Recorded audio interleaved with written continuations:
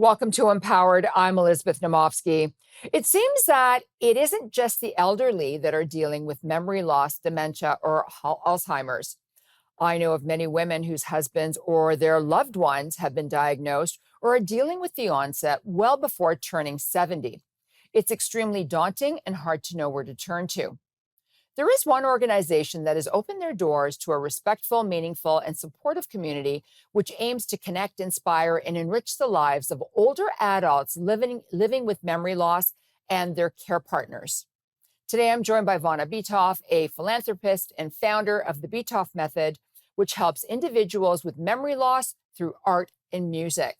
Welcome to Empowered, Vonna. Hi, Liz. Nice to see you. Nice to see you as well. Vonna, before you begin, please tell us your background and why the Bitove Method is important to you personally. Well, my background is I am the only girl and the eldest of 5 children. I am a nurse by profession and have grown up in Toronto. And I have a 96-year-old mother who is still very healthy and around, except for Alzheimer's disease. She's had Alzheimer's disease for 16 years now. So, what is the Bitove Method and its primary purpose then? Our program is a program that deals with people dealing with memory loss and their families. So we just don't think about the individual, which is very important to us, but it's how the whole family might be coping with the situation. We are basically a support group and a day program. And we right now, we function on a once a week basis. And we are an arts-based program that deals with the reality of living with someone with memory loss. So, Vonna, like we can all forget. I mean, you and I are forgetful at times with so many things that go on in our lives. But what are the usual signs of dementia and Alzheimer's that we should all be looking out for? You know, one thing I want to stress is when you ask me for signs and symptoms, we're not a medical program. We accept people because they're having memory problems. But I can just tell you that one of the things about memory loss is not knowing where you forgot your keys or not being able to find them in your house. It's looking at your keys and not knowing what your keys are for. Yeah. So, who developed the program and what inspired its creation as well? The program was, to be honest, my late father, was looking around for a program that would suit my mother's needs. My mother, even in 1945, was university educated, loved the arts, had been very active. She herself was an activist, and he wanted to find something that would make, I think at the time, make himself feel better about what she was going through. And he was able to locate a program at Florida Atlantic University, which was founded by the School of Nursing. And we collaborated with them and brought the program to Toronto. So, how does this program differ from other memory loss programs that are out there? There's lots of really wonderful programs out there. I hear about them all the time. I think that our program is one of the things about our program is we look at the individual. And based on what I just said about my mom, we want to find out about the lives they lived, what they cared about, what they were interested in. We're also we're not trying to reestablish a person's memory. I know that so many programs talk about, maybe trying to reestablish things.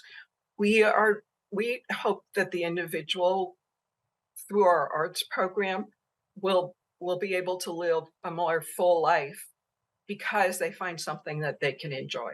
And by that I mean painting, dancing, music, conversation, theater. There is this thought that when you start to lose some of your memory, the creative part of your mind is still very focused. Vonna, And hold that's, that thought. We have to go to commercial break, but when we come back, we're yeah, going to talk about the focus and memory. Don't go away, please. okay.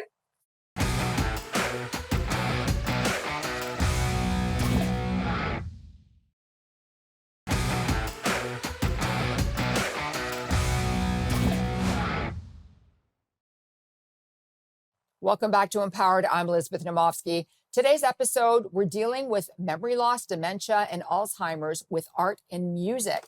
Now, before we went to break, you were talking about focus and memory, Vonna. I think that what I was trying to say, if I remember, was basically was basically that what we base our theory on that pe- that even though you're getting forgetful, the creative part of your brain stays creative, and therefore things like music, dance, theater, painting become very important because there are things that you can enjoy more as you age, and you don't have to worry about things like memory and So, crosswords puzzles and things that people think they need to be doing. yeah, I know so many people focus on those crossword puzzles or just doing physical puzzles as well. And it just makes you feel worse. Oh, geez. We don't focus on what you're losing. We focus on what you have to give, you know?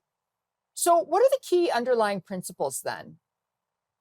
Uh, I guess our key underlining principles are connection, right? We spend a lot of time getting to know our individuals, and relational care, which is also connection. Um, we have in the past worked with different organizations like University Health Network, Sunnybrook Hospital, School of Nursing at York University, Glenn School of Music at the Royal Academy of Music. And all of these things help to enhance a person's memory, or at least it makes them feel very good about what they're doing at that point in time. So, how does the Bitove method address individual learning differences? Because we're all so different and we're all going through different things at different times. Well, one of the things that we do is we have a high ratio of artists to participants, and so our folks and participants in our program get a lot of attention. Um, yeah, I think that's probably the best way I can think of. We do that. Yeah. And you know, you're talking about artists, and I know that there's dance class and there's singing. Could you share with us examples of some of the classes? Sure. Like we will I mean in a maybe art class, we will do a conversation about an artist like Frida Kahlo, and then we will talk about her style of painting, what differentiated her from different artists, and then our students will go and be able to paint, but we will like give them like a face with just one eyebrow across it, which is we're making, taking fun in the Frida Kahlo thing. And then they paint faces and express themselves. We play Spanish music. We make them feel like very related to the work that they're doing. So it's And it's very fun. involved then. It's very like they're actually painting and they're learning. What about the dance classes? I was fascinated to hear about that. We usually have a music class, or we'll talk about a genre of music. And when we do that, like let's for example take swing. We'll talk about swing. We'll talk about the artists that develop swing. We'll talk about different songs that were swing based. We'll then at some point after singing some of those songs, people want to get up and dance. It's not necessarily the smoothest, but it's a lot of fun. Of course it is, because there's movement, right? And it Yeah, it brings back some sort of a memory or some sort of a an experience that they've been through before. that's exactly it. We it's all about, I know it seems like it's all about feeling good in the moment, but really that really seems to carry through. I can't say that participants go home and then, they're starting to remember things. But what we find is emotionally, that's where it's affected. Deeply and emotionally, they start to feel better about themselves. And I think that's all we want. When people start aging, a lot of times, your body goes, your memory goes, there's so many things that go, and then their depression sets in. And it's very difficult for people to kind of get out of that because, you know, others expect them to just sit there and not participate in anything. And it's so nice to hear that when people go home, there's that euphoric feeling and it makes them feel alive again. So when we come back, we're going to talk about the Bitove method and fostering collaboration.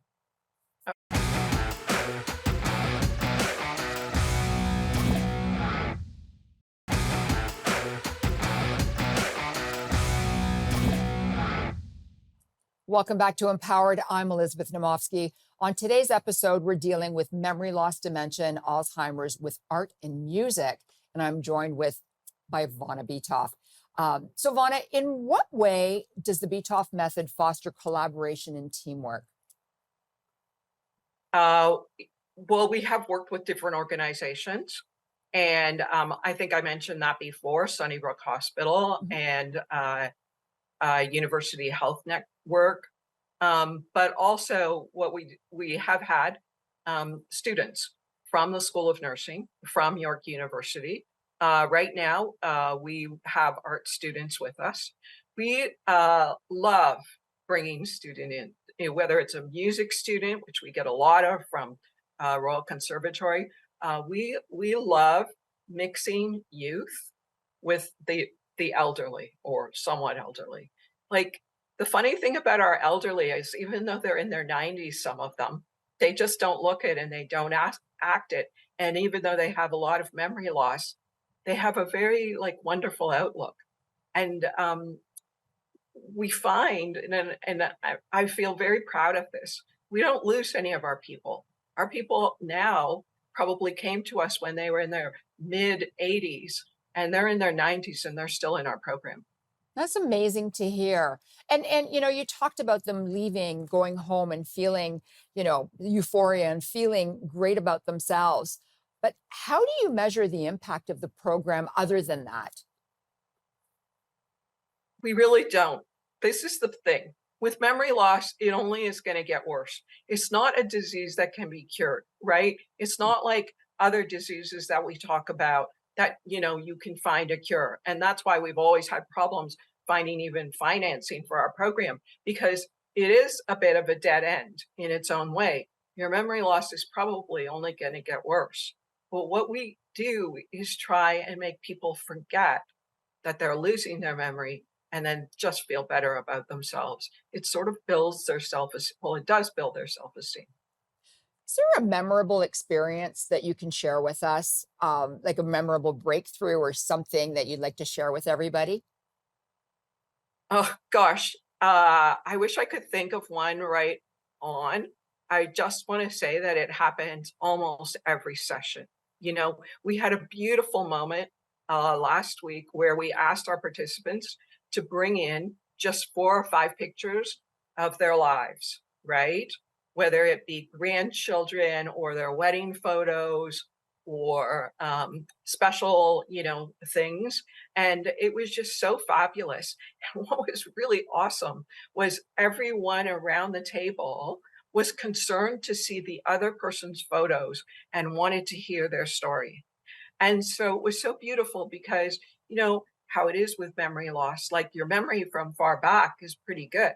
So it was a very actually another good self esteem moment where people were talking about their past and had fond memories and good memories of their past. That's so nice to hear because, as people get older, as I said, like, a lot of people don't know how to deal with it. And then they shy away from it or they make assumptions. And it's so nice to hear that there's so much positive going on here for, people in their 80s and 90s. And it's a really feel good show. So thank you for being here today. I know we talked about professionals that have come, whether they're nurses or artists or whatever. Are there professional development opportunities for artists interested in contributing to their program How do they apply? Are you looking on an ongoing basis? Because I know that you have people that have been there for a while. Yeah, we have people that, but we're always looking for new artists because new artists bring new incentives and new ways of doing things. And so we always love the encouragement and the power that comes with bringing someone new on. So if there is anyone out there, we have a website. We monitor it. Please write to us and let us know if you're interested. We're situated right now in East York, St. Clair and O'Connor, and you're welcome to join us. So we're going to be going to break soon, but I want to ask you this question. Are there any ongoing research initiatives or studies exploring the effectiveness of the Bitove method? Uh, we have done things with York University, and we have, and they've always helped us with capturing more people interested in our program. Mhm. We have done very formalized programs. That's great. We So don't always enjoy doing them because we it sometimes brings out other things. Yeah, I'm yeah. sure it does. So don't go away. We'll be right back to discuss more of the Bitove method.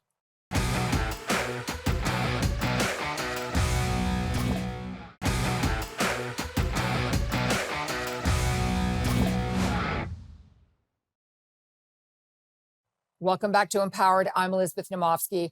On today's episode, dealing with memory loss, dementia, and Alzheimer's with art and music. And I'm joined by Vonna Bitove, a philanthropist and founder of the Bitove method, which helps individuals with memory loss through art and music. So, Vonna, I have some girlfriends that are dealing with their young husbands and memory loss. Is there an age requirement for anybody who'd like to join you? No, in fact, we've dealt quite a bit in the past with early onset. And we have someone coming to us right now um, who has early onset. We have, even if you can believe this, had a person who was 37 years old and had early onset. Yeah. Wow. So, I mean, memory loss seems to have no boundaries. One of the things that we do have, though, we do have a support group.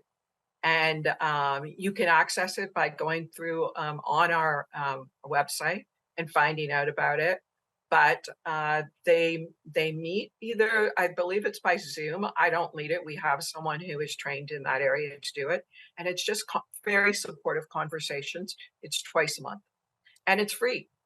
Oh, that's even better. Yeah, So the question is, do you have to attend in person in order to participate in the art, singing, and dancing, or do you have to be there in person? good question. During COVID, we tried our hardest to do our programming through Zoom. And we did do it for the good part of a year, maybe a year and a half, but it's so much more effective in person. I mean, it tends to be a little more confusing for people with memory loss when they're looking at a screen. There is an adjustment process, and some people just don't get it. And then some people love it. They think they're on TV all the time. but but I totally understand because we're tactile, right? We like to touch, we like to hold Yes. things or to hold Yes. somebody's Yeah. hand, right? And sometimes Yeah. just that touch can make someone Yes. come alive. So I get the fact that virtual doesn't work for everybody. Yeah, and you want to paint, and they want to have the brush and be there, and then our artist teacher will come along and help them, like, with some of their forms and shapes and stuff, and we have music playing. It's beautiful. Yeah. So I want to talk about caregivers because it's really difficult being a caregiver. Oh Um, my gosh. there are also care partner gatherings, which is important for Yes. family members who are caregivers. Can you tell us about that part of the program? If that part of the program is happens twice a month. And we do it by Zoom or phone, whatever is accessible, I think, to you. And it's more a support group. So it's everyone speaking up and discussing. Like, a lot of times it's mostly wives of care partners, and they discuss what they're going through right now, and like, your husband wants to wear the same pair of socks every day, or two different socks every day, or something like that, and someone is there to say, hey, I've been through that.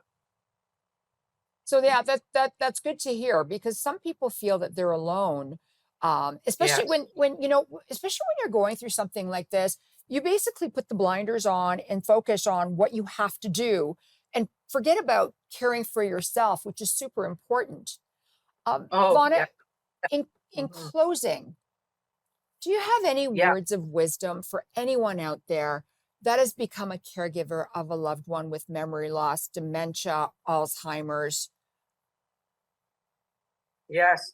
And it's very isolating and it's very difficult and it's very draining. And that person is generally not going to get better. That's why it's great to find programs that will relate to what is happening right now and and be creative and make people feel good. Thank you so much, Fauna. This has been really enlightening, and I've really enjoyed speaking with you. Okay, thank you. Thank you. Take care. Music has been inspirational throughout our existence. It can trigger an incredible memory from our childhood or even remind us of a significant time of our lives when we hear a few chords. The Alzheimer's Society website says music and art can enrich the lives of people with Alzheimer's disease. Both allow for self expression and engagement, even after dementia has progressed. I'm Elizabeth Naumovski, and I'm here to empower you and make frugality fashionable. Thank you so much for watching. Stay safe and healthy. Bye for now.